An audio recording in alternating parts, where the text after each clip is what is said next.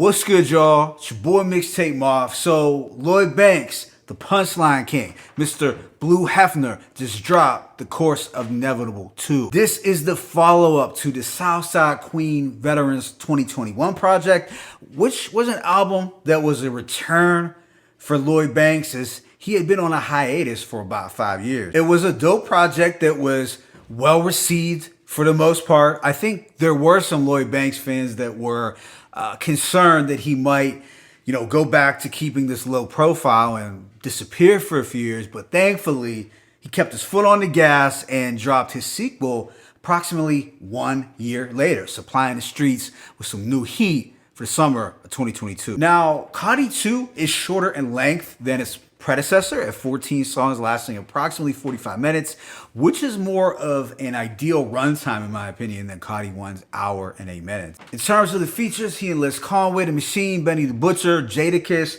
Tony Yayo, Vado, and Dave East. Now, with respect to the production, Cartoon handles the bulk of it with 8 songs, but we get the following producers each supplying a track: Fruition, Mr. Authentic, Fort Knox, Dopesi, The Germ, and Cryptic One.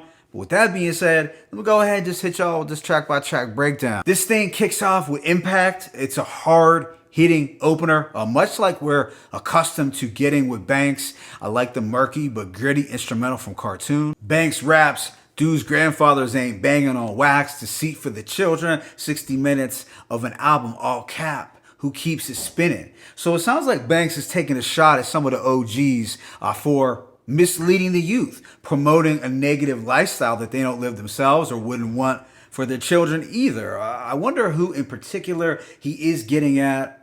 I wonder New York. Altogether, this was a strong opener that set the tone that Banks is likely to be a problem on this album. Track 2, No Reward, has a nocturnal boom bap beat courtesy of Cartoon.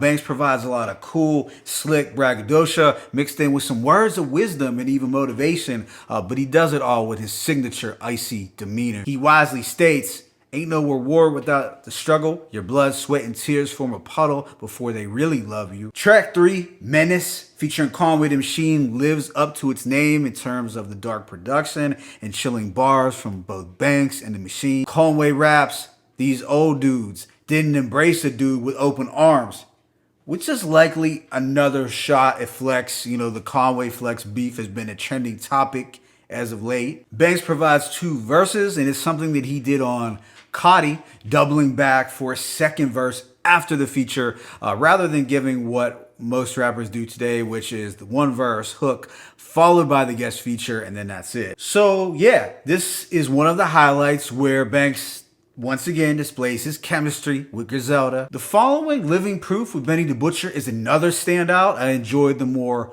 melodic tone, which was a welcome change of pace from the preceding 3 Grammy tracks. It's still rugged though, but the pianos are kind of soothing. Benny states, "Y'all naming rappers I'm better than, but that's irrelevant because I'm the elephant in the room, even around veterans." Benny continuing to talk his talk. But I feel it was Banks' second verse that stood out the most, where he can be heard gliding effortlessly over the smooth mid-tempo production. We then get a shift sonically for the subsequent 3 songs that is bound to put one in the frame of mind of 2000s Banks. Track 5, Value of a Check, has a funky up-tempo beat that feels more closely aligned to the G-Unit era than it does Griselda. Banks' bars are crisp and witty. He states, "This type of delivery will pop up every other blue moon. You put words together perfectly, but ain't no truth to them." So he's obviously sick of all the cap and inauthenticity in the game. Track 6, Power Steering with Jadakiss, has another energetic beat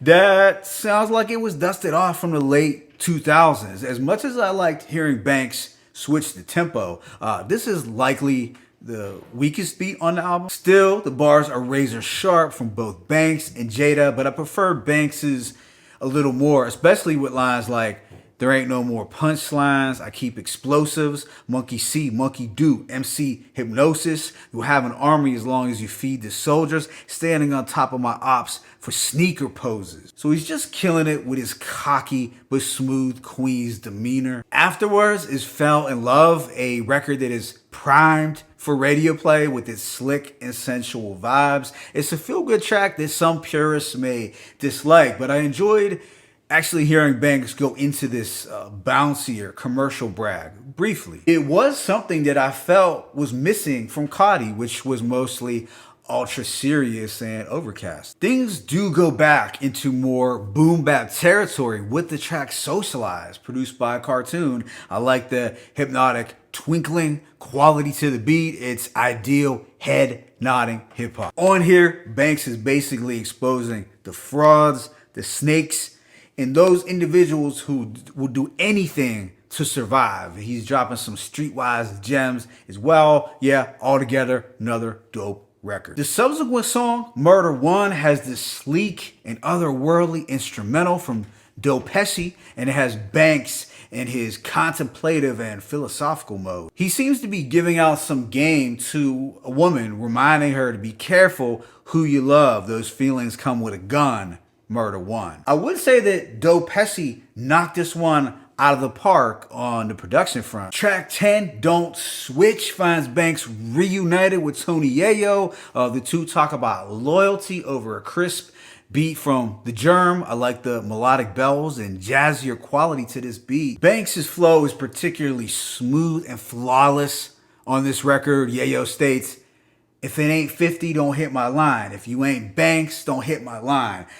Which makes me think that the relationship between Banks and 50 isn't as rocky as some might expect if Yayo is mentioning 50's name on the same record with Banks. After is the single Dead Roses, which has a fantastic multi-layered instrumental from Crypto One. It's somber yet sublime at the same time. This one finds Banks in his contemplative bag once again. He's questioning the intentions and loyalty of fans and the industry. The premise here is that you should give people their flowers while they're still around to smell them. But that is rarely done. As Banks states, dudes got to see your bloodstream to make your streams go up. And it made me think about what Big once said, you're no one until somebody kills you. Track 12, Trapped, has a nighttime boom bap beat from Cartoon. I like the cosmic synths that give it some flavor. On here, Banks talks about the pitfalls of the game, the many ways that people can get trapped in it.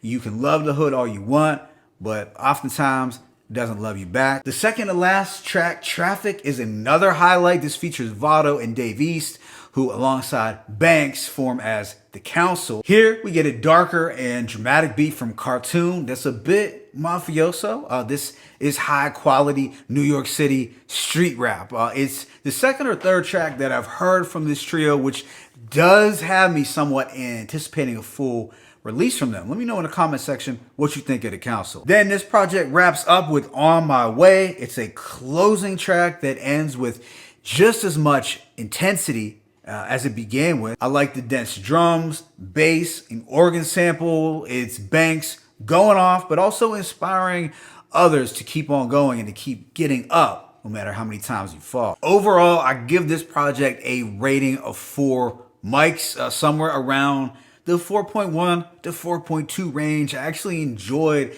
this sequel more than Cudi, as I had given Nat a strong 3.5 to 4 mics. In my opinion, with Cudi 2, he just perfected his already successful formula from last year. He trimmed the fat, had some better mixing, and broadened his beat selection as there was more variety instrumentally, which I liked a lot. As one of my gripes with Cudi was its predominantly dismal and dreary production. I like dark, but it did lack some of the flavor that I feel this new record has. On the lyrical front, I would say that it is on par with last year's release. It's lyrically dense, bar heavy, with a lot of quote-worthy lines to unpack. At age 40, Banks continues to dazzle heads with his elite pen. Now, I could see some folks disliking a commercial attempt like Fell in Love, but I personally didn't mind its inclusion. The only instrumental that I thought was lacking somewhat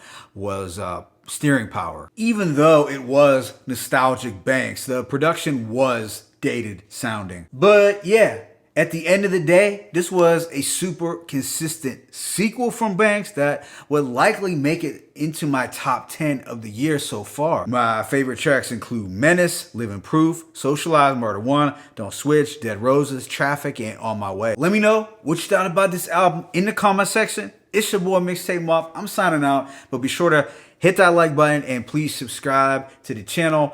As always, is peace and blessings. Lloyd Banks, The Course of the Inevitable 2, 1.